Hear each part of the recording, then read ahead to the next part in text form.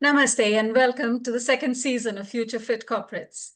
My name is Bhavana Issar and I'm the founder CEO of Caregiver-friendly. In this season, we are going global and shifting the narrative. Caregiving is not a career obstacle or something that organizations must accommodate. It's a leadership accelerator. And through candid conversations with corporate leaders, consultants, and change makers, we explore how caregiving shapes resilience, empathy, and innovation. Let's discover what it truly takes to build workplaces that don't just include caregivers, but recognize that caregiving experience is an asset. Because the future of work is not just tech, female, or inclusive, it's compassionate, it's innovative, and therefore caregiver friendly.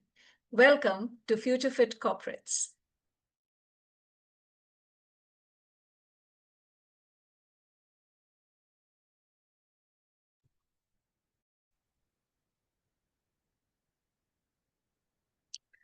Greetings of the day. It is my absolute delight today to bring you yet another conversation on Future Fit Corporates.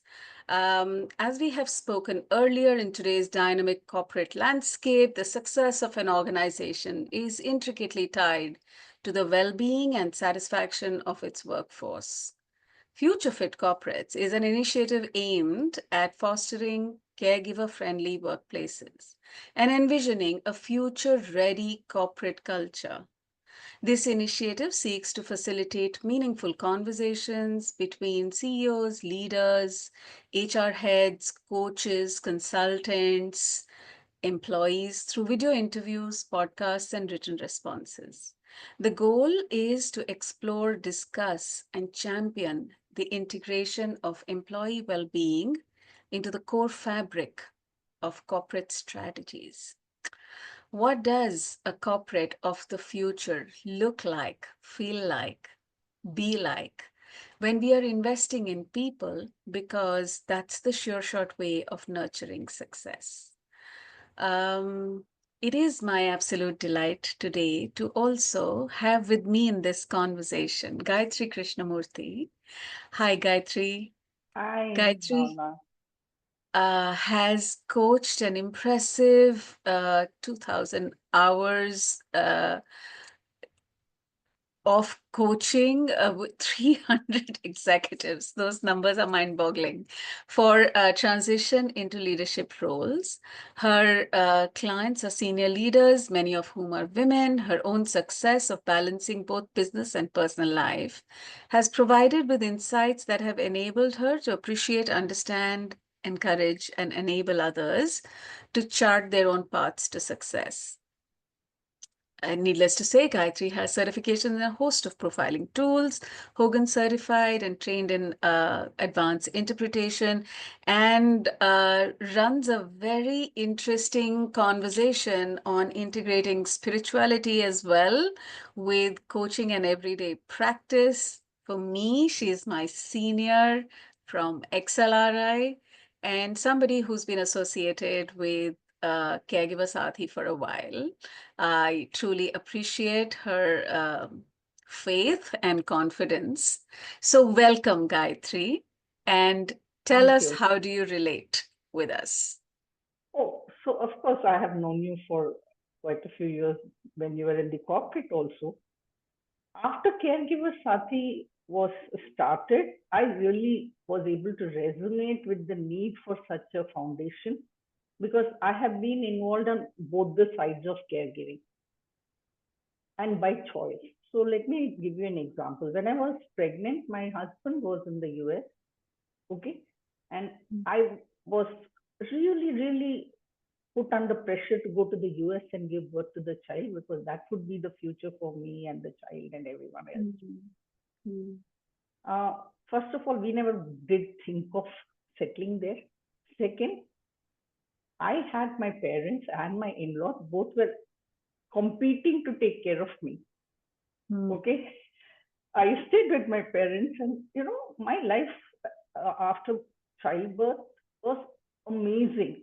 All I had to do was feed the kid, and that was a choice I made with the priorities in mind because I wanted to be taken care of.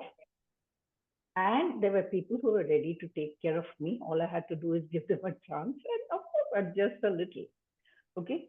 Now, after that, of course, I have more been in the role of a caregiver, sometimes voluntarily, sometimes involuntarily. You just forced into Hmm. that.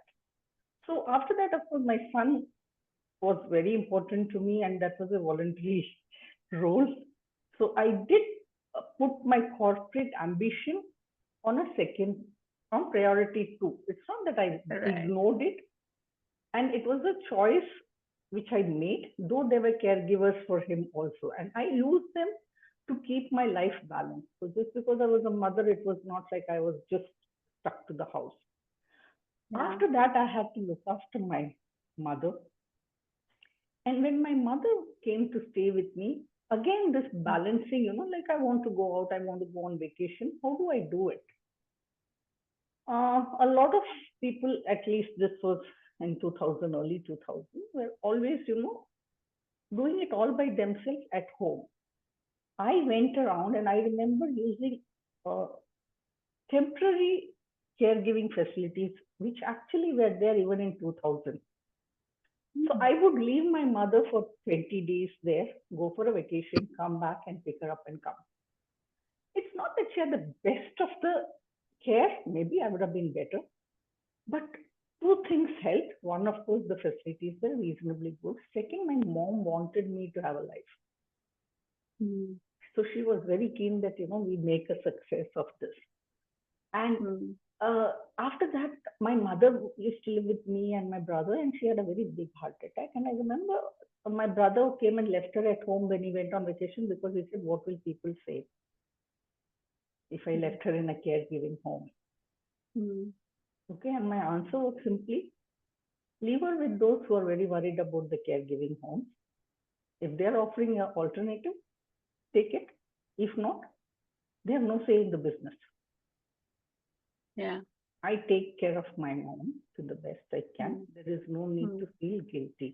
And I think this is a theme which I use a lot across coaching, saying that don't Hmm. look at what people will say, what will they say, etc. Hmm. Because they will say it either way, right? So कुछ तो लोग look at कहेंगे. so looking at a validation or anything like that from people who do not care or who do not matter is not something. But I think here is where corporates help a lot. So my very first job was with a company called CMC. It was called Computer Hmm. Maintenance Corporation. It was a public sector company. And when I Hmm. look at what happened to me, even during after Hmm. childbirth, it seemed to be a future fit corporate even in the 1990s. We had a 1 year sabbatical Right. after childbirth. Wow. Funnily, and the best part was it was not just for childbirth. If you wanted to do anything else, guys could also take care of it. Because many a time, some Nice. of these caregiving policies, like people are talking so much about periods. And I can imagine guys sitting there and saying, just because I don't get periods, why don't I get those 3 days off? Correct. Right. It's natural, right? If Yes. I am menopausal, I'll say, hey, just because I'm menopausal, why don't I get some break? Yes. So they had it gender neutral policy. You could take it for taking care of your Wow. child also.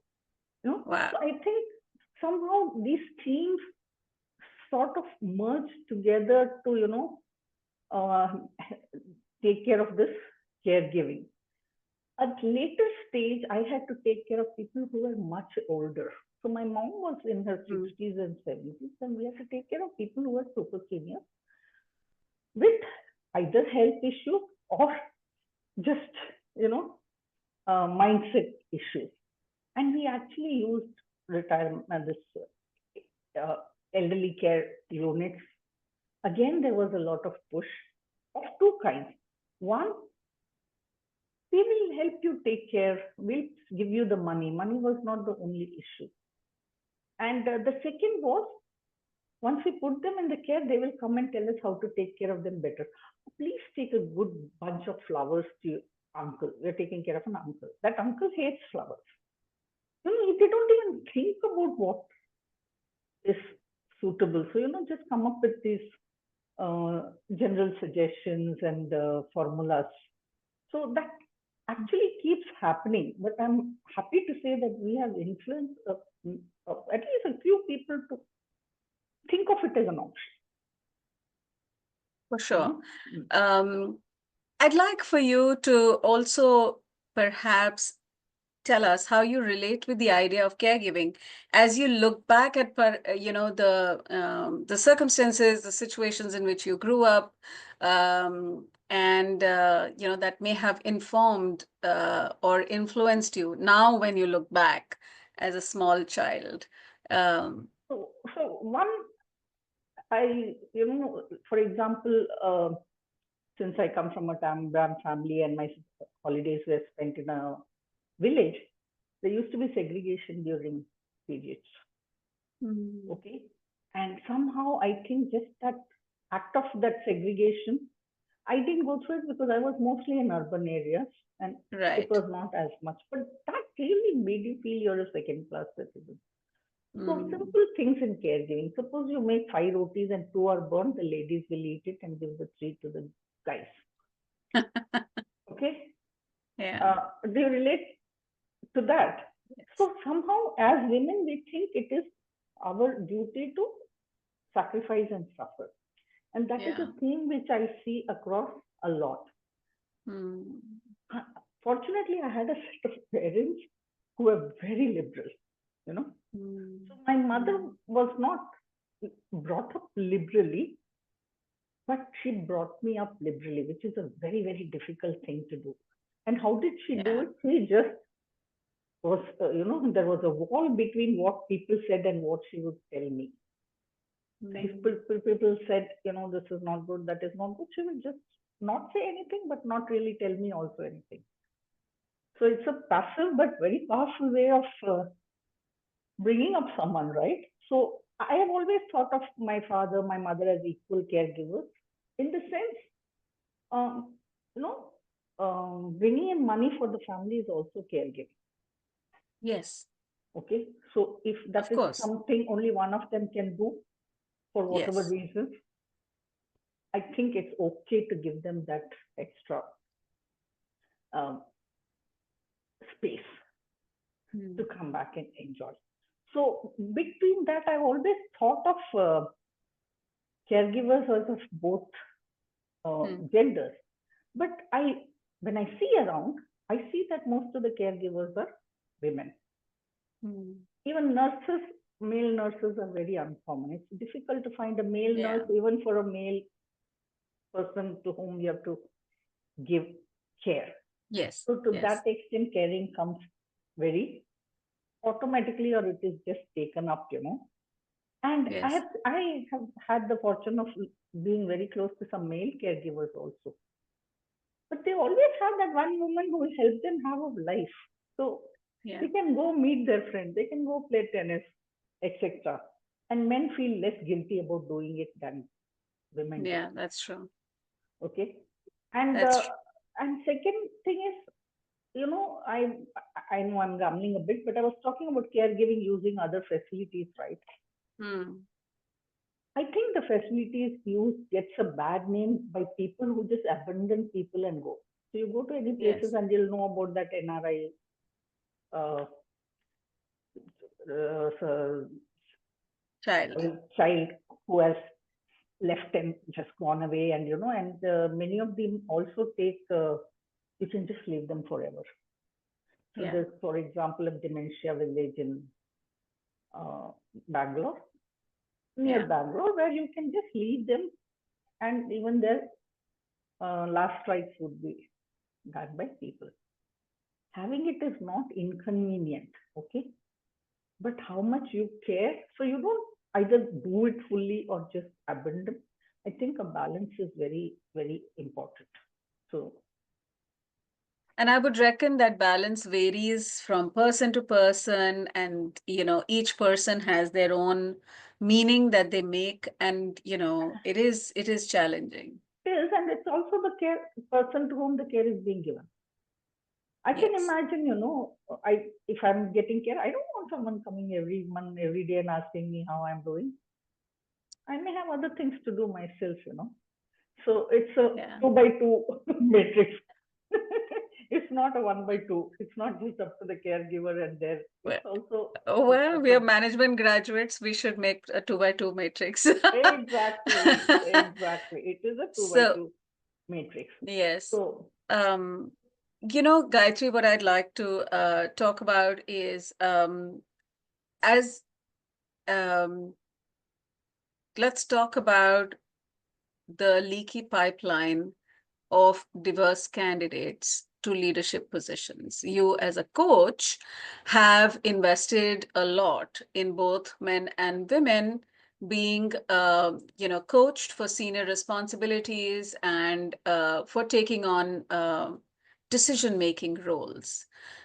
Diversity, or the intention of having diversity, equity, and inclusion in most organizations was that we will have a different way of making decisions because that is what will make us sustainable organizations.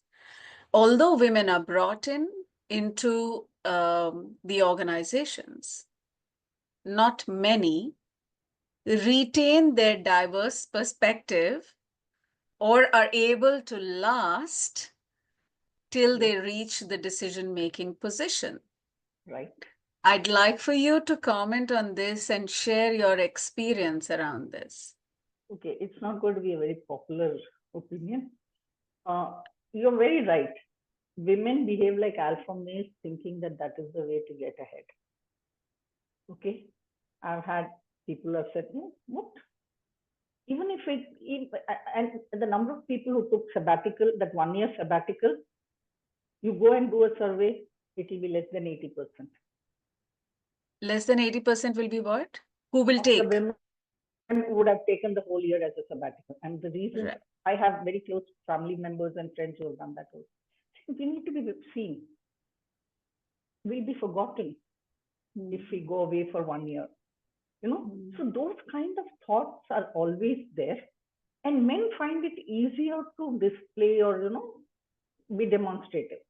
Women Mm. find it difficult. So they take extra care, which means they are putting in much, much more into the process. Mm. And just like a patriarchal society, when it is headed by a woman who is doing this, the people down also feel the pressure of doing that. The other issue I find it during my practices, uh, companies in the name of diversity seems to have slotted certain functions and things for women. Okay, so I have had experience, and I always thought diversity is equal. So if I want a head of HR, I'd like to see two guys, two girls. But Yeah. the company, many companies have decided that HR head can be a woman, so they will not even look at height. You know, so the function itself becomes less diverse, right? Yes. So those kind of things, I think, have to be very uh, rigidly looked at, and it does require a top management person to say that, look, this is someone who will add value as in their own authentic self, Mm. right? Mm. So when I started my business, and I've been a freelancer for 30 years, I was told to learn golf. I was told to attend parties because business gets done there. Right. That is also a handicap for many of the women candidates. The Yes. whole this under the carpet networking kind of things. And what you said just now of women adapting a, adopting a certain style and mindset to get to the top is quite detrimental Say because more about that, Gayatri. In your experience, what do you think women are under the pressure of, or what makes a successful leader? Men and women is perhaps a set of criteria. And when women adopt those criteria, what happens? What has been your observation? see, my observation is that whatever worked for them, they are not able to think beyond that. I worked very hard. I learned everything about the business. I did this, I did that. So the person below me who has to come up has to do that. Where is your Mm. diversity in thinking? Maybe they will do it in a different way. Maybe they will think better. You So, make an interesting point, diversity in thinking, because I think that that's a big leap for many people and many organizations.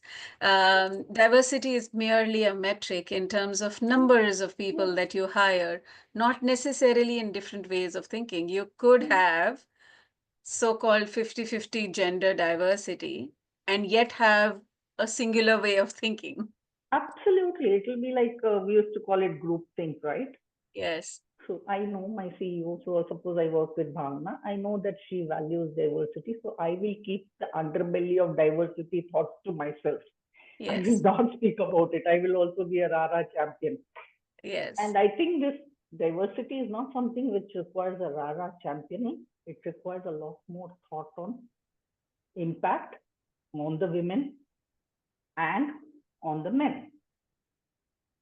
Because I think this, uh, that's why I'm saying I have been really knocked down by a lot of feminists saying you're not feminist enough because how can you say this? But that is the truth, you know. That when I I'd like your perspective on, for example, we are currently, as we speak, going through fairly difficult times as far as businesses are concerned. There are fewer jobs, profitability of organizations is a huge concern. Productivity is a primary preoccupation. Delivering results on the stock market is definitely a concern. Also, organizations have to earn the money to be able to pay the salaries.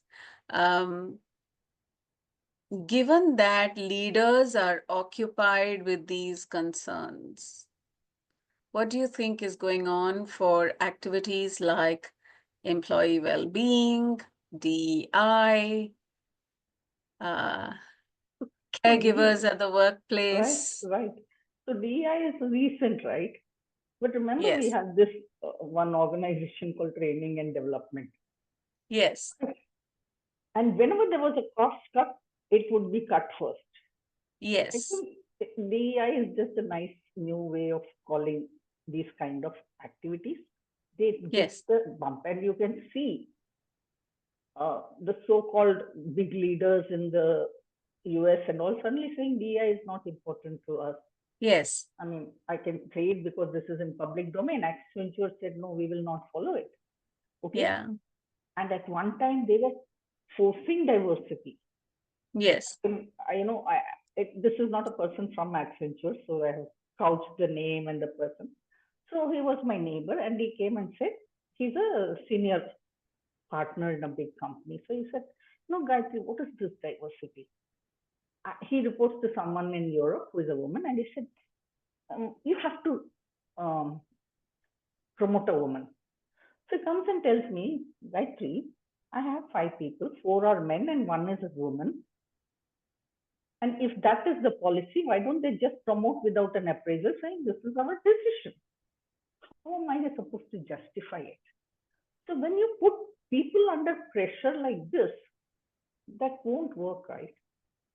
yes. And they will In not. fact, my guess is that it will harbor resentment and it will harbor ill feelings among colleagues, and Yes, it can be quite challenging. correct. And one of the, if diversity is done properly and even caregiving is done properly, one of the results should be better retention rate. Yes. These illogical policies have increased the retention, I mean, have decreased the retention rate. So, having said that, what I'd like to say is that how do you see employees who are caregivers fitting in either with an organization's intention for having diversity or for learning and development in an organization?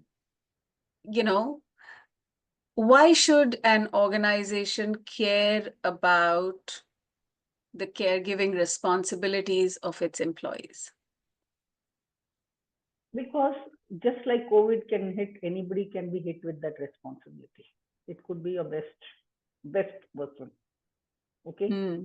are you going to let them go? Hmm. So it's not a question of, okay, I'm being nice by giving some help to the caregiver. Anybody could be a caregiver. I think Hmm. so. For example, let me take a policy which was there again in CMC, where Hmm. you could go and work with the needy people. It could be anyone, you know. It Hmm. could be in with Mother Teresa. They in Calcutta they were working with Mother Teresa's organization, etc. To understand what is hardship as a Hmm. employee, and if you go there and work, the company would give twice your salary to a charity. I You love know, that. and you have to do it outside office hours. It's not like I Hmm. go and say I'm doing this. You know, Hmm. now imagine a policy like that. Hmm. By the way, TCS, which bought uh, CMC, has Hmm. continued that policy of saying that go work outside in an NGO or something. So I think understanding that is very important. Okay. I love that because I think that it is also valuable when there are so many life experiences we will not have in our homes Yes. and we will not have in our workplaces.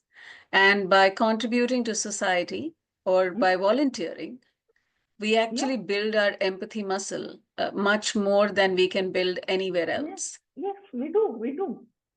So policies like that which make people care for each other. That's Yes. one thing. Second thing is, for example, I go a lot on tour. I have an elderly parent. Okay, I have facility. Somebody is looking after. I'll always fear what will I do if something happens to them. Okay, and again, I'm sorry I keep talking about CMC because I'm so fond of it. In CMC, a friend of mine had this, and immediately the company arranged transport and sent someone there to take care of the arrangement till this person came. Then will you not be more calm and doing the work you're doing rather than worrying what could happen? So that I For think sure. that network matters a lot. So you're Oh, oh, saying that Salah. for organizations, it is important to care for their employees as whole beings Yes, and to give their employees the confidence that if you are a caregiver, and anybody could be a caregiver, yes, we are there to care for you, yes. and you don't have to do it alone. You don't have to do it alone, and you can depend on us. You know. So, for example, uh, even in a place like ITC, okay. I mean, I know many people have a lot of negatives about it because it makes its money out of tobacco. But the families didn't have to wait for anybody in their family. The whole place was like a family, you know. Mm, So things would just happen.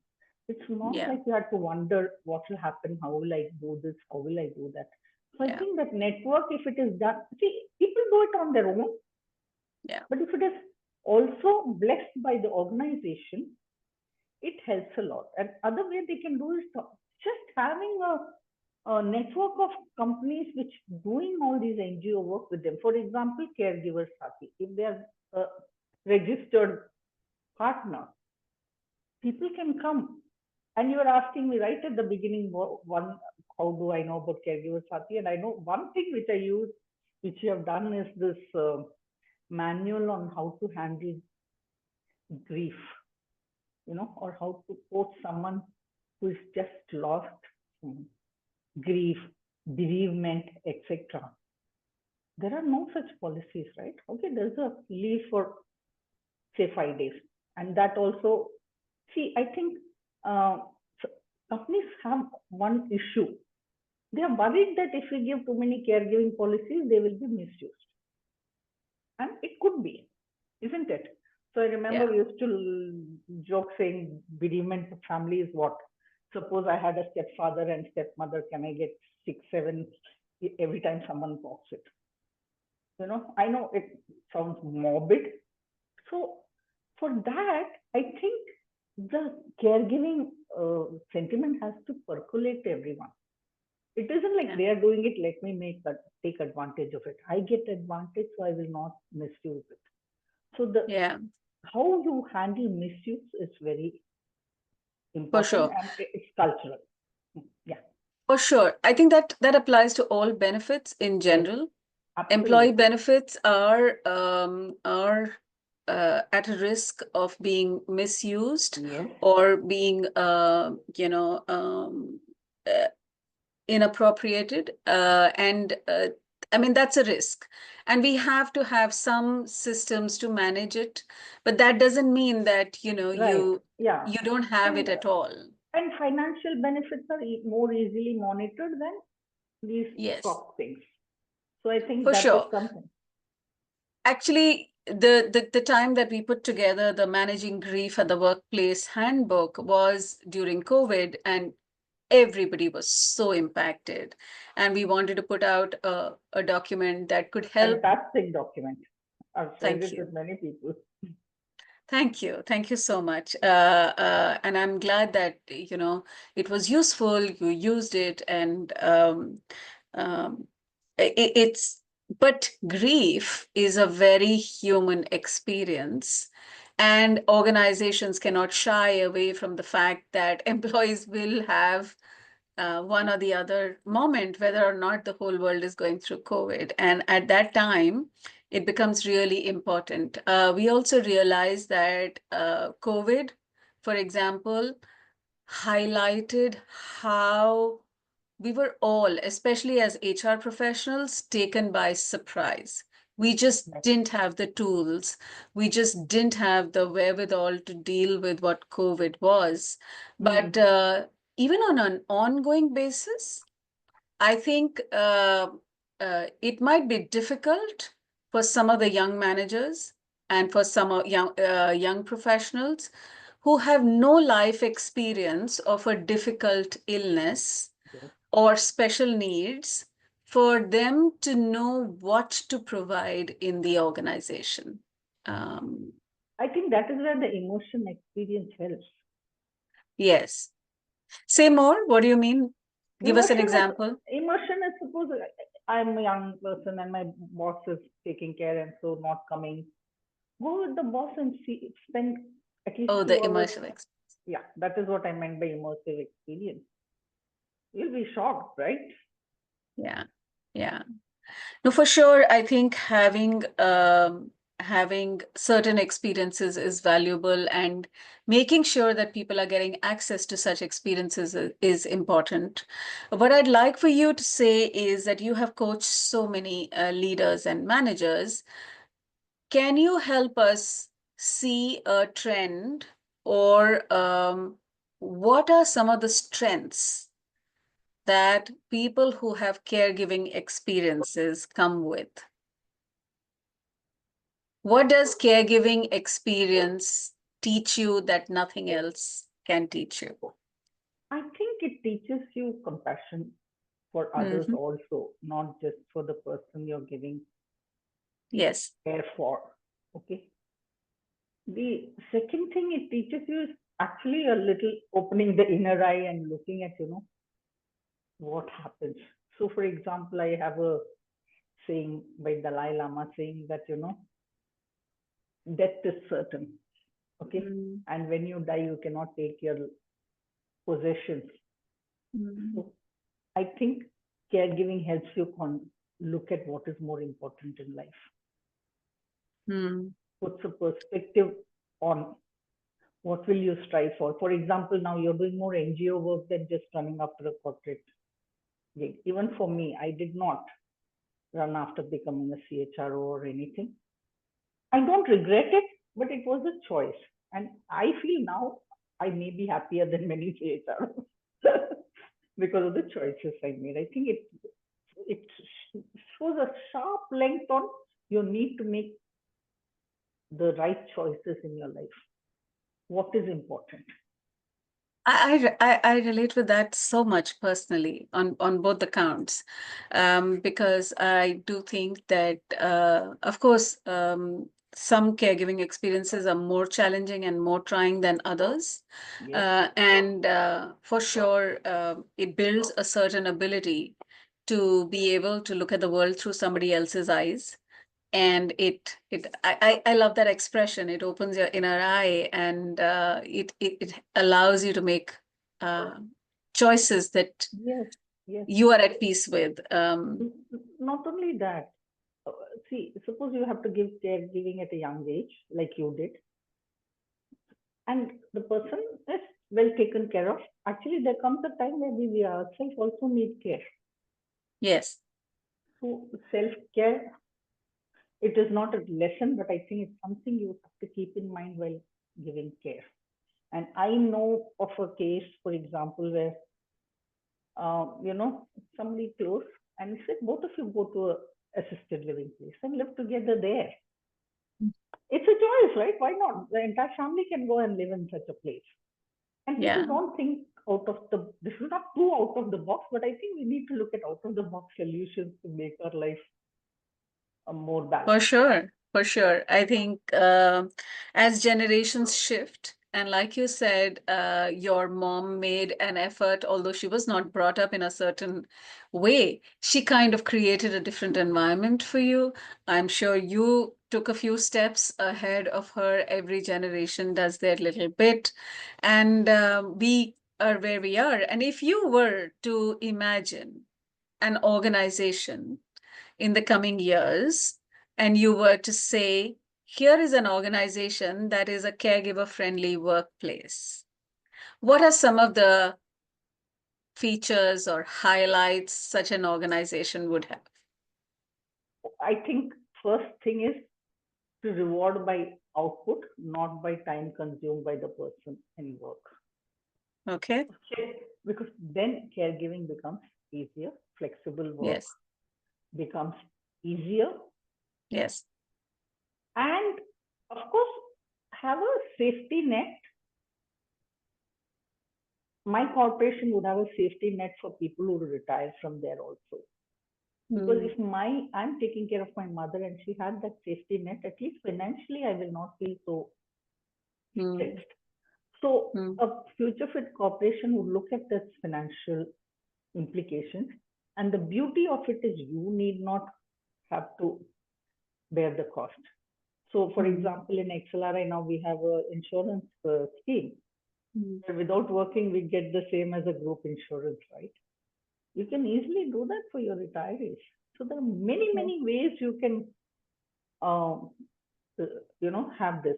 And a few, just in small policies, for example, uh, have well-being meetings, okay, and not just productivity meetings, and not by HR. HR will go do it, you know, all the good things it's supposed to do, but for the manager, both ways. If I have a manager, I should also be oriented to look after that person's well-being, not just a person who takes work out of me and gives me something. It's a human being to human being connection. So that orientation will be there for every person who comes in. In another conversation that I was having around this series, one of the things led to this thought that, come to think of it, managers are caregivers to their team members. They are, and they are conflicted Yeah, because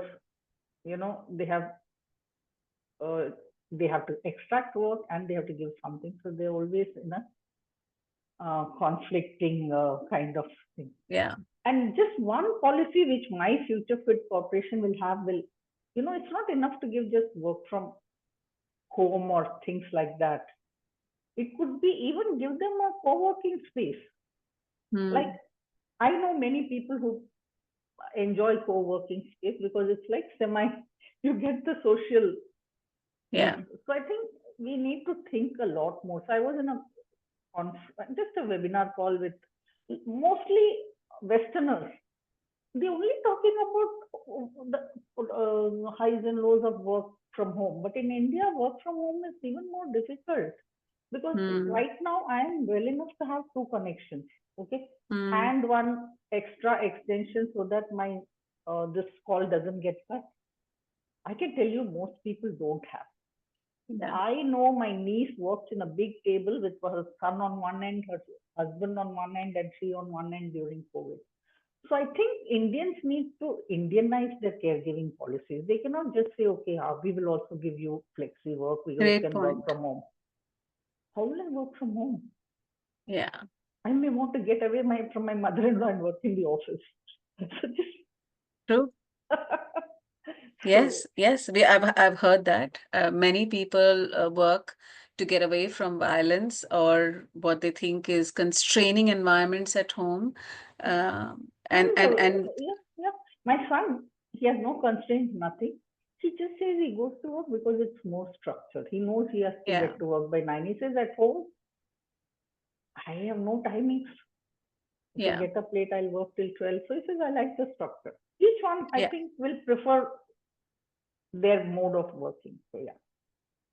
Yes, I miss my days of going to work when, one would get up in the morning and wear a nice crisp sari and dress up. And it just felt like, you're dressing up for the day. Yeah, You're yeah. going, So getting ready for something. So, I have yes, heard that some people do it even for the work from home. yes, It just feels better. But I yes, also for miss, sure. remember you were saying we take a lot of things for granted. So, for example, so we take, when we are working from home, we realize, okay, I don't have a pen, I have to buy it. I can't just go to Mm, the store and get it. There are small, small things which we just take for granted, which we then start missing, you know. There's a yeah, hidden backup support which is there in organization which we take for granted. Just like for our sure. sweepers, like our sweepers on the road. Only when they don't do the job, we realize that, oh, what happened to this? Otherwise, you don't even realize they're there. So, Yes, yes. Um, I think you've shared some great insights, Gayatri. I would like to tell you that in Future Fit Corporates, in our conversations, we started the season one last year. And when we started it last year, we started it on International Women's Day. oh, And my deep desire was that caregiving is so gendered and so associated with women and girls. Although it is a skill which both men and women can have. And if we do want to provide equal opportunities to women and girls, then it cannot be only about one day or even Women's History Month. It has to be integrated through the year. yes. So, season one was about taking the future fit corporates and caregiving conversation beyond International Women's Day. And now that this year we are starting our second season, I'd like to remember the fact that International Women's Day 2025, the call to action is hashtag accelerate action. Mm. And I'm going to invite you to a rapid fire that we are doing with all our guests to ask you questions like one, what does accelerate action mean to you? It has a negative connotation because, even this caregiving and all these DEI, which is now getting a backseat, is because of short term thinking. Mm, So, have a steady rate. mm. So you do not want to accelerate action, you want to have Until steady I state. think, I'm not saying don't accelerate ever, but look at the action first before talking of accelerating. Interesting. What are you going to Um, accelerate? And I would but rather have a steady pace. great point. The second question is, there is a call to women to take bold opportunities or say yes to bold opportunities. Gayatri, what bold opportunity will you say yes to this year? I wish I could, there is one bold opportunity I think women shy away from is politics. Hmm. And politics has a very bad connotation, but it actually means polity. Hmm. And more can be achieved through politics than through any other small things, and Yes. I don't have the guts. I So are you going really to say don't. yes to it this year or not? Maybe I will step into it and at least immerse myself into some Go for people who are it. into politics. Here's a nudge. Go for it. We will be cheering for you. Um, a call to action for you. Can you share what's your pledge for ongoing action that you will take? In which area? Same, women's Yes. empowerment. So there is an ongoing action is empower every woman, not the Hmm. corporate. I kind of get put off by this glass ceiling thing, because there are even regular thatched roof ceilings which women have to break. So it is to empower at every level, and I think I would like to go hinterland for that. Thank you. And what advice would you have for women to speak up at work?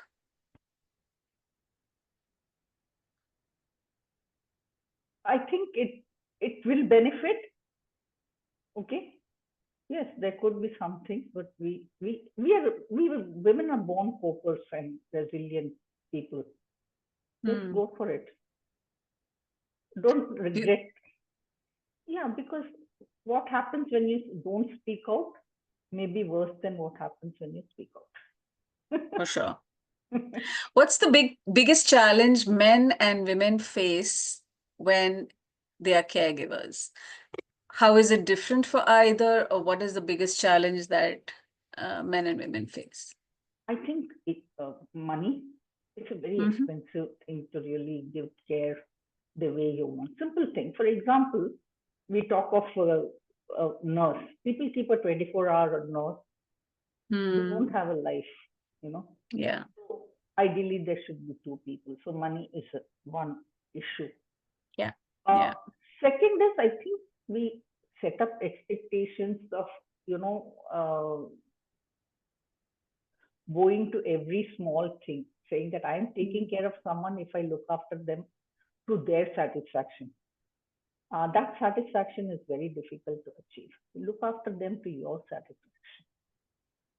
Be conscientious in your head, not necessarily fall into demands. Great So I think point. those are two things which I would keep in mind. And of course, throughout I've been talking about self care. Take 2 hours, go play tennis, go do whatever you want, watch YouTube, whatever it is that you do. But self Yeah. care is important because otherwise you will be the candidate for caregiving. Well, I think it is my job to also bring this conversation to a close. I'd like for you to reflect on what the last 1 hour has been, and if you have any closing remarks, what would you like to say to people who might be listening to this conversation? So I want them to take inspiration from you because you have taken an area which was untouched. You know, I remember Nirmala Menon when she started that interview, and before that she talked about cultural issues, and nobody had even they thought this was a you know faltu issue. Yeah. So I think they should you know take bold steps, and people will take bold steps if they evaluate their needs properly. So why do I want to continue to work? Because okay, I want this, I want that. Oh, my son may go to a foreign university, so I should have enough money. Those are not important. So the need greed, if you can work out that equation, you will find it easier to take bolder steps. Does that make sense? I just suddenly feel very bold. Thank you for calling me that. You are, and it is Yeah. a need greed situation, right? Mhm.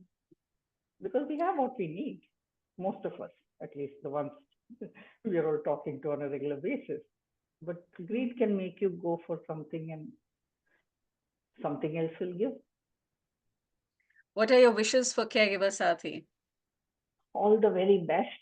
accelerated action for you. After all, this Thank you is the so year, much. and I hope that your program for the corporates will take it up with wholehearted, and I think all of us will. I'll definitely support you in this initiative. Thank you so much. Thank you. We will be announcing the details of our corporate program, and I will be in touch with you. Thank you Take very care. much. And You're welcome, and thank you for having me. I feel so proud to be on this of show. course, of course, of course, I'm delighted that we had this conversation, and I'm so grateful for your support in general and for your insights today. Thank you. Thank you for this. You're welcome. Thank you for watching this episode of Future Fit Corporates. If today's conversation resonated with you, don't let it end here. Join the Future Fit Corporates Club or the FFC Club. Explore our full dossier and discover powerful blogs from our past speakers. Let's move beyond inclusion as a buzzword. Let's make diverse experiences, especially experiences of caring for others, caregiving, a leadership strength. Together, we can truly build not just a caring world, but future fit workplaces. Until next time, take care and let's keep the conversation on.